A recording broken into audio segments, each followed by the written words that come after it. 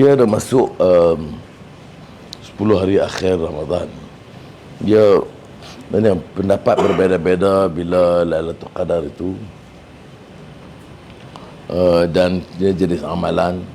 Tapi kalau kita lihat dalam tradisi Islam ni, dia maknanya bagi galakkan untuk kita tambahkan ibadat kita. Jadi kata sekadar malam 25, kata 23, kata 27, 29, supaya galakkan kita amal itu berterusan. Apa dia jenis amal yang terbaik ialah konsistensi. Maknanya dia satu kesediaan meneruskan. Sebab itu kalau kita ulang bicara dulu, yang kita sebut tambil ashar, itu bukan merujuk kepada bulan Ramadan, dia merujuk kepada kegiatan harian, sebaiknya. As-sabirin was-sadiqin wal-qanitin wal-munfiqin wal-mustaghfirin bil ashar. Jadi kategori kesabaran dan orang yang siddiq, dan orang yang buat kebajikan, dan orang yang beristighfar, itu sebaik waktu amalannya itu bil ashar.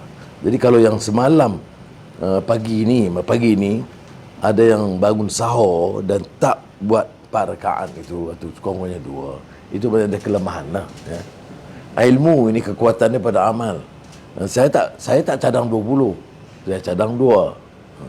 Kerana kalau sebelum makan 2, itu paling orang yang agak malas macam saya lah. Jadi kalau nak bangun awal, nak buat banyak tak, jadi kurang-kurangnya memang nak bangun sahur, buat sikit. Bangun sahur belum subuh lah, buat sikit lagi sehinggalah azan subuh. Jadi kalau kita buat jadual ni, tengok siapa bangun, siapa tak bangun, siapa buat tak buat, baru dia kategori dia amalan itu amalan salihan.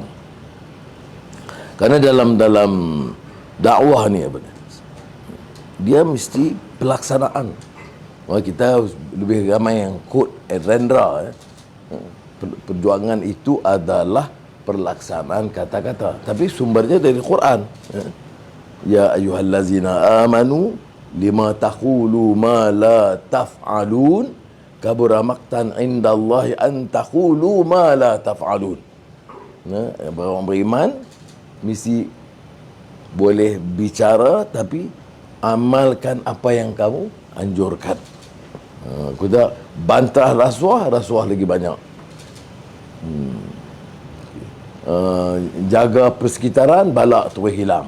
Jadi itu saya sebut yang lain. Tapi kalau untuk kita ini, maknanya termasuk benda-benda kecil, menganjurkan solat bil ashar, tapi kita tak amalkan, tentulah dia bukan kategori dosa, ya. Tetapi menganjurkan sesuatu dan kita melanggar dari segi hukumnya, kerana lima taqulu ma la taf'alun, janganlah kamu bicarakan, jangan kamu tak amalkan, kerana sesungguhnya Allah amat memurkai orang yang bicara tapi tidak melakukan. Dan kita juga akui sebagai manusia, dia tidak semudah yang dikatakan, ya. Seperti orang kata, macam yang semalam kita bicara tentang khusyuk dalam solat. Bila kita bercakap tu macam-macam, seolah-olah kita dah khusyuk. Tapi diingatkan bahawa orang yang solat itu, kalau tidak usaha untuk khusyuk, dia tidak semestinya masuk syurga semuanya. Kerana dia masukkan fawailul lil musallin. Dah test COVID negatif, cuma batuk je. Maknanya masuk dalam kategori pakai thank you tu.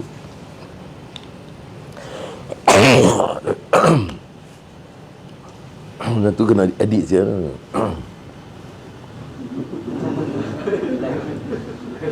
Jadi maknanya pelaksanaan kata-kata satu.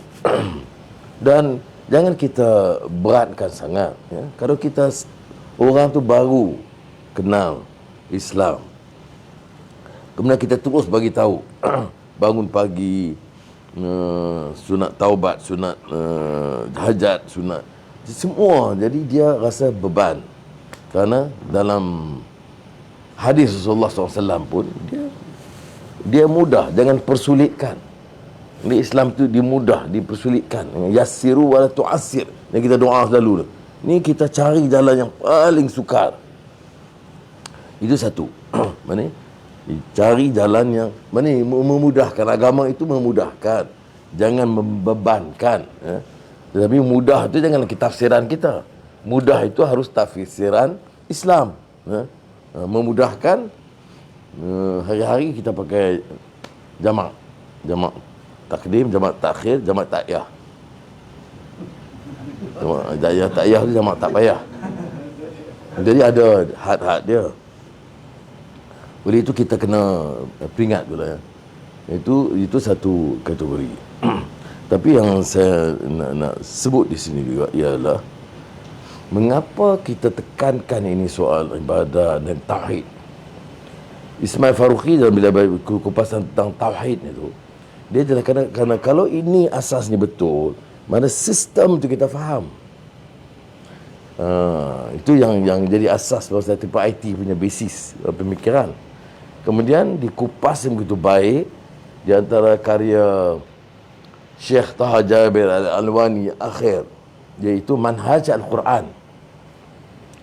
Maknanya daripada Quran yang berasaskan kepada keyakinan tentang tauhid, disebut ada satu daripada Quran itu satu sistem yang mendidik kita, keyakinan kita, akhlak kita, kepribadian kita. Nah, akidah, akhlak, syakhsiyah, kepribadian. Kemudian ilmu kita dan amal kita. Jadi keseluruhan sistem itu kalau kita faham Al-Quran, sebab itu dia ada kaitan juga membaca Al-Quran kerana apa? Hudan linnasi wa bayyinatin minal huda wal furqan. Kadang orang yang baca Quran, dia kadang-kadang dia berebut nak khatam. Berapa kali khatam? 2 kali, 3 kali khatam. Kabir ingat dah masuk 2 kali lah. Okey, dia tak boleh kita petikai ke indahan membaca, tetapi semua orang lama mengatakan yang sebaiknya ialah membaca, memahami dan mengamalkan. Sebab tu dalam kupasan saya kata tadi dalam Manhaj Al-Quran itu, dia Islam itu dikatakan satu sistem, tasawur, a world view. Maknanya kita tak boleh kata umpamanya akhlak Islam, kemudian bila datang dalam isu politik membolehkan fitnah atau kekejaman semata-mata untuk rebut kuasa. Kerana bertentangan dengan prinsip asas ini. Jadi dia kata sebab itu orang yang faham Islam dia tak boleh. Okey, bagaimana tentang budaya Melayu? Maka budaya Melayu itu diterima asalkan tidak bercanggah dengan prinsip Islam.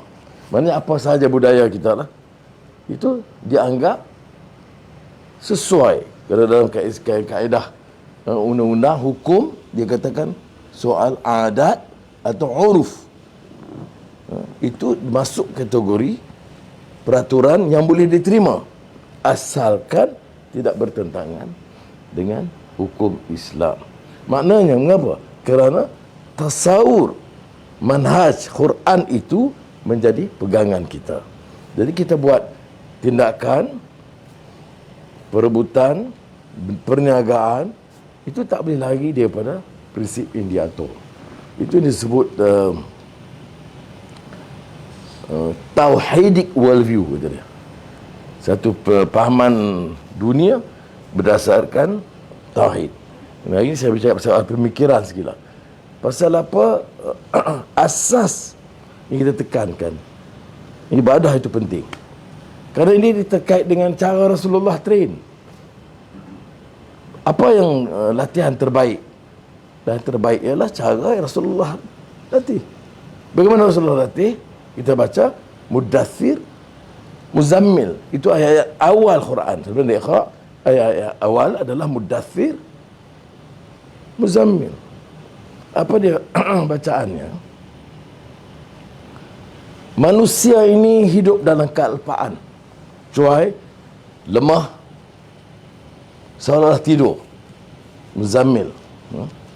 Qum fa'anzir, bangun daripada tidur dan kelalaian itu. Maknanya kita jangan anggap kita ni dah baik dah. Kita seolah ada kelalaian kita. Sebab itu asas mulanya bangun daripada kealpaan dan kecuaian kita. Jangan anggap kita ni dah tak ada faedah. Ada kecuaian. Cuma kategori berbeza. Untuk apa kita bangun? Qum fa'anzir wa rabbaka fakabbir.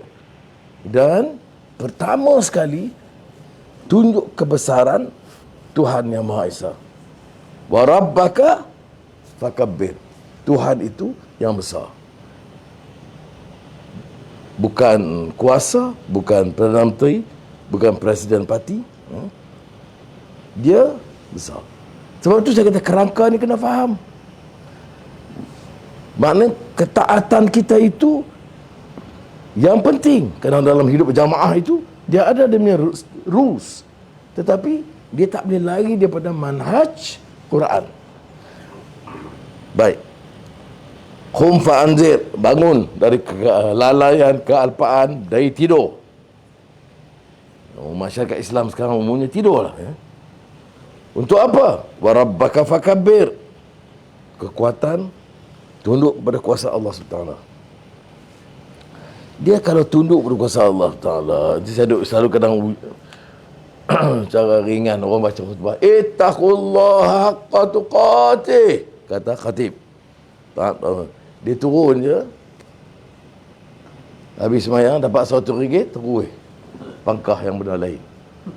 Jadi pengucapan itu tidak dihayati, tidak mengikut manhaj Al-Quran, ya?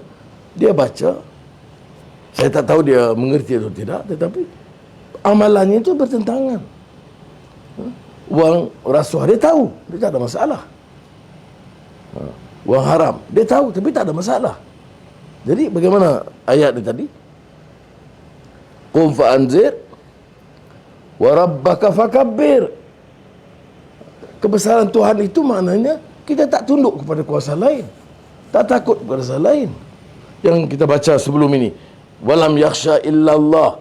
Kalau betul kita iman, man amana billah wal yaumil akhir, okay, percaya pada Allah dan hari akhirat, wa aqamas salah, dan dirikan salat, wa tazakat, dan bayar zakat, lengkap ini, walam yakhsha illallah, tak takut kepada Allah Ta'ala, tak takut nak rugi, kena jual kereta, atau takut nak kalah jadi pembangkang, kena tunggu lagi 10 tahun, ya? Tak takut dia, itu tak, itu sebagai contoh gurau je lah. Dia maknanya dia tidak ada, dia tak ada negatif, dia positif. Orang perjuangan ini kita tak tahu, belum tentu. Yang penting niatnya betul, kerjanya bersungguh-sungguh. Ya, orang ngek-ngek sana, ngek sini, ya, negatif, sinis, itu biasa. Tapi kita yakin, wa rabbaka fakabbir. Kalau kita yakin dengan Allah Ta'ala dan kita amal apa yang kita katakan, apa dia sambungnya? Dia kata tadi, walam yakhsha illallah, tak takut melainkan kepada Allah. Jadi kita bertawakal dan kita percaya pada janji Allah, nasrum minallahi wa fatun qarib.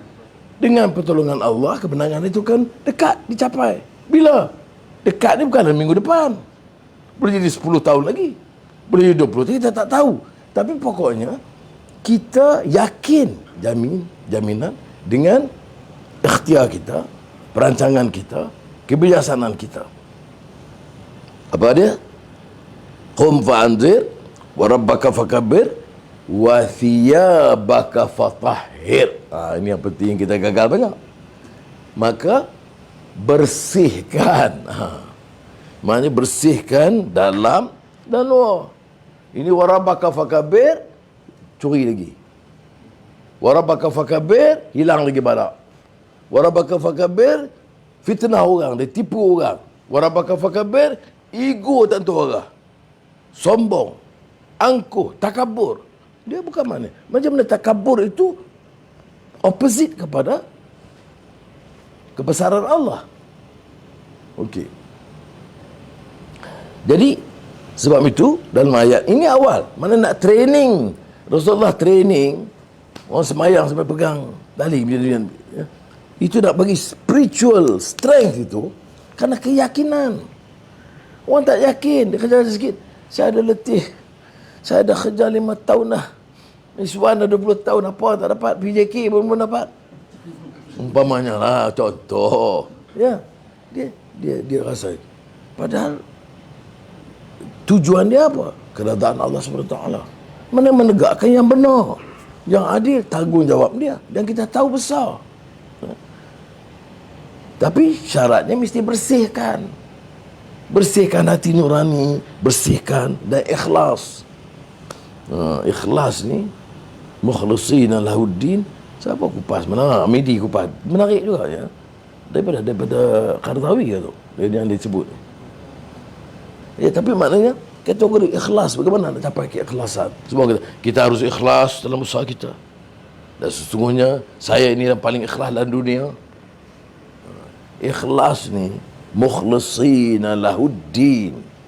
Ikhlas al-amal lillah. Ya. Menang, kalah, teruk, kena. Itu keikhlasan itu membawa dorongan kita. Dan kalau kita yakin, sebab itu saya kata, dia titik tolak. Yakin dari mana? Yakin setelah bangun daripada dalai. Yakin setelah warabbaka fakabbir. Yakin setelah bersihkan diri kita. Diri kita ni jangan ingat bersih oleh kerana saya tak rasuah, saya tak menarak, baguslah. Tak, belum tentu bersih. Namanya ciri takabur, ciri rasa kita terlalu pandai, ciri hina orang, ciri fitnah orang. Ini dia proses pembersihan atau tazkiyah itu belum selesai. Kita Ramadan, kemudian kita bayar zakat atau fitrah. Apa dia? Fitrah itu balik kepada asal yang baik. Zakat ini tazkiyah, penyucian dan pembersihan. Sebab itu kalau orang yakin, maka dia boleh baca ayat. Bismillahirrahmanirrahim. Kam min fi'atin qalilatin fi'atan kathiratan biiznillah. Kalau ini orang yakin, dia bukan pakai logik, bukan pakai strategi, bukan pakai umpamanya kepintaran yang senjata, tapi kerana keyakinan dia. Tapi tidak bermakna tak ada persiapan. Kerana ini ayat Quran ini bermakna apa dia? Kam min fi'atin qalilatin. Ada ketikanya pihak yang kecil, fi'ah qalil, dapat mengalahkan fi'atan kathiratan, pihak yang besar dengan izin Allah. Balik kepada warabbaka fakabbir. Maknanya kalau Allah takdirkan kumpulan yang rasanya downtrodden dan kumpulan marhain di bawah ni ya, boleh mengalahkan yang besar seperti Musa mengalahkan Firaun. Masuk akal? Tak. Ada penyokong ramai? Tidak. Ada dana cukup? Tidak. Ada strategi yang maklumat yang pintar luar biasa? Tidak. Tapi bolehkah kita guna alasan, oh tak payah strategi, tak payah maklumat, tak payah? Tidak. Jangan, itu patut kita kadang-kadang penafsiran yang ekstrim tidak bantu. Penafsiran itu harus munsabah. Tapi saya nak tunjuk, kalau orang itu bangun daripada cuai dia, tunduk kepada kebesaran Allah, bersihkan hati nurani dan ya, fizik ya, ada Allah boleh jamin kemenangan, nasrul minallah wa fathun qarib. Atau kalaupun kita dalam keadaan kecil, minoriti, pihak yang kecil mampu mengalahkan kekuatan besar. Ini yang memberikan dorongan kita boleh berjuang. Kalau tidak mungkin kekuatan Gandhi yang disebut oleh Winston Churchill semi-naked fakir, semi-naked fakir. Winston Churchill ni brilliant. Di antara, kalau saya baca, kalau kupasan dia, pidato dia tidak lantang, tapi pengungkapan dia dan itu luar biasa. Dan tetapi sikapnya itu dari segi kemanusiaan jelek. Dia boleh menghina. Gandhi datang dengan kain putih itu, ini kata dia semi naked, separuh telanjang, fakir, miskin, nak main bincang dengan kita nak tuntut kemerdekaan India. Tapi akhirnya kita tahu menang juga. Masa itu Britain bukan Britain sekarang ni. Britain masa itu lebih hebat dan kuat dan gagah daripada Amerika campur Rusia sekarang. Tapi mampu dikalahkan. Itu sebab keyakinan. Itu dari segi perjuangan kebangsaan. Tapi kita dalam Islam pun begitu juga. Dalam sejarah Islam, terutama terdahulu dan mutakhir, perjuangan Algeria menentang penjajahan Perancis itu menelan 1 juta korban. Itali menjajah Libya, itu yang Omar Mokhtar. Kalau siapa yang belum nonton filem Omar Mokhtar, Anthony Quinn sebagai bintang filem Hollywood itu, saya syokkan nonton. Malam-malam bulan puasa baca Netflix apa ni, apa yang Korea tu.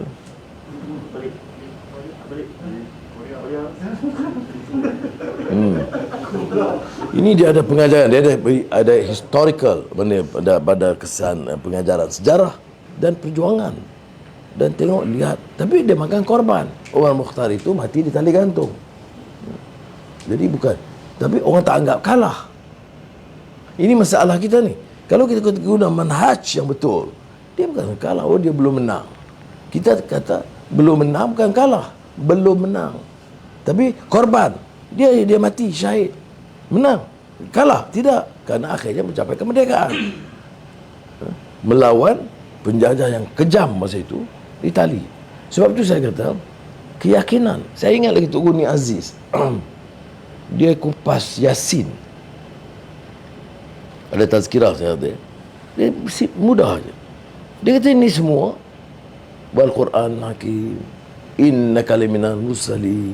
Ini dia kata yakin. Ini Quran. Kita percaya tak percaya, ni yakin tak yakin. Turunnya Rasul, yakin tidak. Jadi dia bertitik tolak kepada keyakinan. Tapi keyakinan itu menuntut kita patuh beberapa peraturan. Ini yang disebut manhaj. Manhaj maknanya sistem lah, yang dikupas oleh Syekh Taha Jabir Al-Alwani. Itu sistem Al-Quran. Jadi apa yang kita dapat terima hari ini, ya, daripada Muzammil Mudaththir, apa dia? Kita ini, manusia ini harus dikejut daripada kecuaian. Tentu daripada asbabun nuzul itu kaitkan dengan Nabi yang masalah sedang tidur, dikejutkan dan bagi tahu oleh Jibril dengan ayat ini kebesaran Tuhan. Tapi ulama mengupas ini maknanya. Kita bukan tidur. Kita bukan lagi kita sudah pemeluk agama Islam. Tapi peringatan itu relevan sepanjang masa. Apa dia? Bangun daripada kecuaian, daripada kemalasan, daripada kelembaban, dan yakin dengan Tuhan yang Maha Besar. Bukan pangkat, bukan jawatan, bukan wang ringgit, bukan ilmu kita, bukan gagah kita. Wa rabbaka fakabbir. Tapi kalau itu saja cukup, tidak cukup.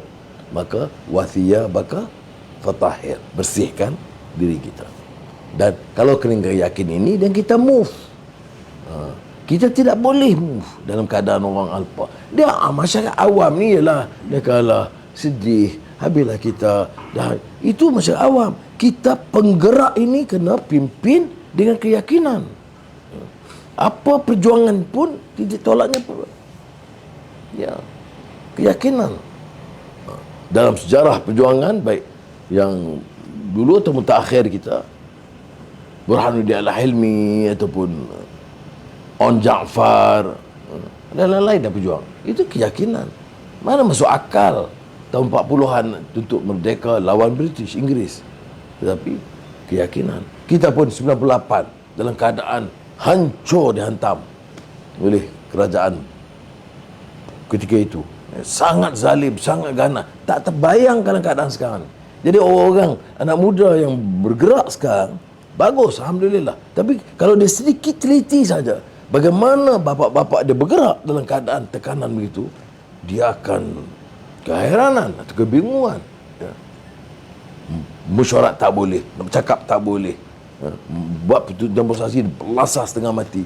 Ribuan ni mesti dipenjarakan, jadi lock up kan. Ya. Itu kita tidak hadapi. Miswan ingat. Ya. Itu dia core segambut yang ke dataran merdeka. Ya. Jadi kerana keyakinan. Nak suruh dia ungkap pandai-pandai tak adalah. Nak baca ayat ini dan teori Ibn Khaldun, cakap teori Franz Fanon atau Paulo Freire, dia tak boleh. Tapi yang dia memang terpancar dari hati nurani dan keyakinan dia. Dia tak banyak teori-teori ni lagi ni lah, tak ada. Dia tak ada negatif sini sana sini sini. Ya, tak, dia tahu bergerak. Ini yang kita perlukan. Wallahu a'lam bissawab. Wassalamualaikum warahmatullahi wabarakatuh. Lagi semangat. Ustaz.